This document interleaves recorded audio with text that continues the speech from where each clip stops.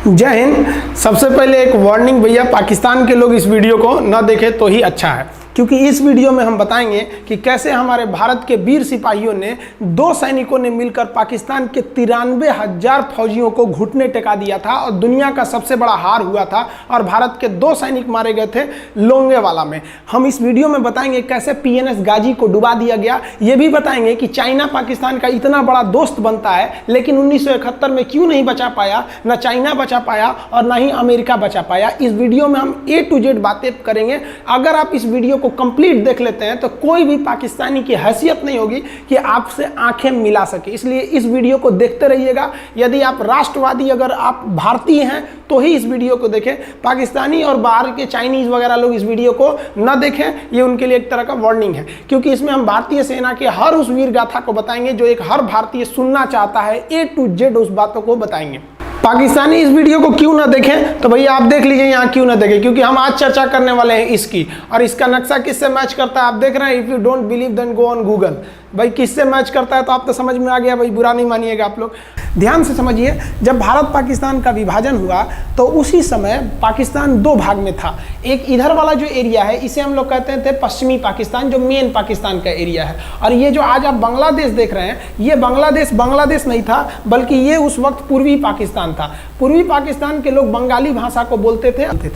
पाकिस्तान के लोग इन लोगों को बड़ा भद्दे मजाक करके बोलते थे, कहते तुम लोग गधे हो, कुछ नहीं जानते हो, किसी काम लायक नहीं हो, यूजलेस हो लोग, तुम लोग छोटे हो, काले हो, मतलब उल्टा सीधा मजाक कर रहे थे। पश्चिमी पाकिस्तान के लोग इधर के लोगों को पसंद नहीं करते थे।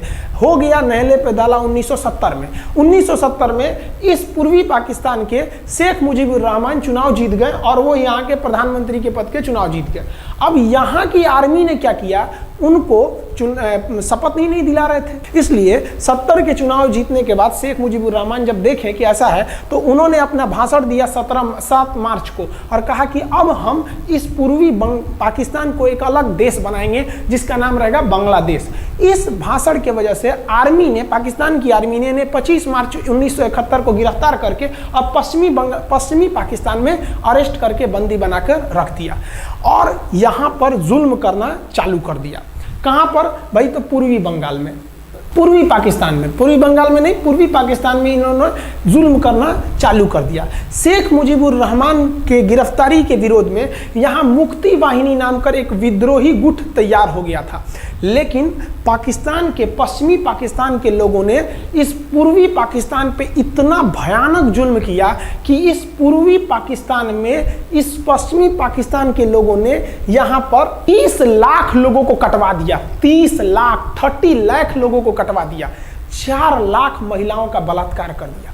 अपने देश के 4 लाख औरतों का रेप किया यहाँ पे। इतना भयानक वो दृश्य है कि अगर हम उसको YouTube पे दिखा देंगे ना तो YouTube हमारे ऊपर क्लेम करेगा, भैया आप ये सब इतने भयानक दृश्य नहीं दिखा सकते। आप अंदाजा लगाइए इनकी क्रूरता का। ये अपने देश पर इतना भयानक जुल्म कर रहे हैं। इतना भयानक जुल्म किया इन लोगों ने कि शेख मुजीबुर रहमान की गिरफ्तारी के बाद इस जुल्म का नतीजा ये हुआ कि अप्रैल 1971 तक भारत में यहाँ से लोग भाग के आ गए कि भैया हम जिंदा रहेंगे तब तो, और यहाँ 10 लाख लोग भारत में आ गए शरण लेने कि भैया हमको बचाइए। तो इंदिरा गांधी जानती थी कि जब तक यहाँ शांति नहीं होगा तब तक ये लोग वापस नहीं जा सकते थे, और शांति का एक ही था कि यहाँ पे घुस के इनको मारा जाए ताकि ये पश्चिमी पाकिस्तान वाले लोग यहाँ पर सुधर सके।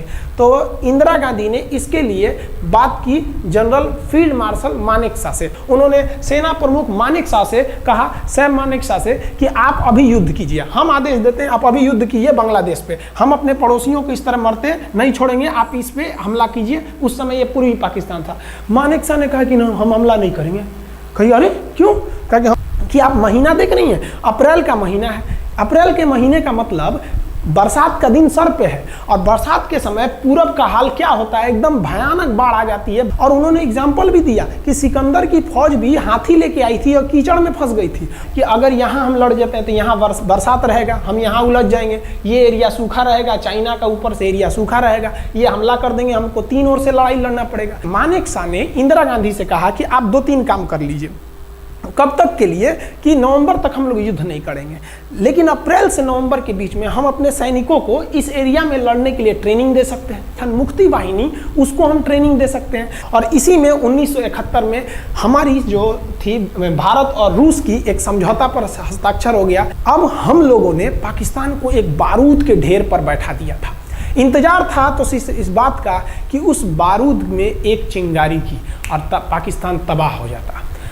इत्तेफाक देखिए, उस बारूद के ढेर पर खुद चिंगारी जलाई पाकिस्तान ने। कैसे? तो समझिए कैसे। हम लोग का था कि इधर हम लोग ऑफेंसिव हो जाएंगे, मतलब इधर भयानक हमलावर हो जाएंगे, और इधर हम लोग डिफेंसिव रहेंगे, मतलब इधर कम हमला करेंगे, ताकि हम लोग का मेन मकसद पाकिस्तान से युद्ध नहीं था। हमारा मेन मकसद था हमारे अपने बांग्लादेशी भाइयों पर जो जुल्म हो रहा था, जो उनकी बहनों को रेप हो रहा था, इतना भयानक किया था वहाँ पर पाकिस्तानियों ने कि बाप के सामने बेटी का रेप करते थे और उसके बाद बाप को मार के कहते थे तू भी रेप कर। इतना मतलब मानवता पूरी खत्म कर दिया गया वहाँ पर। तो भारत ने कहा कि इधर हम डिफेंसिव रहेंगे।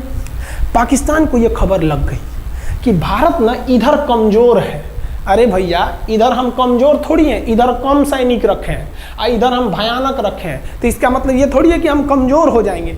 भैया कहा जाता है ना कि सोनार के घर का कचड़ा भी बनिया के बादाम से महंगा बिकता है। देखिए, हम लोग ठंडी का इंतजार ही कर रहे थे कि पाकिस्तान ने गलती कर दिया। उसने 3 दिसंबर को अचानक हमला कर दिया श्रीनगर पे, पठानकोट पर, चंडीगढ़ पर, यहाँ पर आगरा हवाई अड्डे पर तबातोड़ हमला कर दिया। एयरफोर्स का इतना भयानक हमला पाकिस्तान का भारत पर हुआ कि भारत देखते रह गया। धड़ पाकिस्तान की जहाजें एंट्री मार गई सब भारत में, उसकी एयरफोर्स एंट्री कर दी। इतना भयानक हमला था, इतना भयानक कि भारत का एक भी सैनिक नहीं मरा। समझ रहे ना कितना भयानक हमला था। अरे भाई, आप यहाँ पर घुस जाएंगे हमारे देश में तो क्या हो जाएगा भैया? मूस मोटैयन लोढ़ा हुईन, हाथी घोड़ा थोड़े हुईन। भारत तो इसी का इंतजार कर रहा था। देहात में कहावत कहा जाता है कि रोए के रानी तले अखिए खुदा गई। भैया हम प्लाने कर रहे थे कि हमला करने के लिए कि आप हमारे पे हमला करिए दीजिए। अब विश्व का भी दबाव नहीं आएगा हमारे ऊपर कि भैया हमला तो आपने किया है, अब हम लोग छोड़ेंगे नहीं। भारत एकदम दृढ़ निश्चय कर लिया। इसी बीच पाकिस्तान को एक खतरनाक खबर लग गई। क्या थी खबर भाई? तो देखिए, पाकिस्तान को खबर लगी कि भारत की ज़्यादातर फौज इस पूर्वी पाकिस्तान की ओर डिप्लॉयड है और यहाँ राजस्थान के जैसलमेर जिला में एक जगह है लोंगेवाला। उस लोंगेवाला में केवल और केवल 120 फौजी हैं।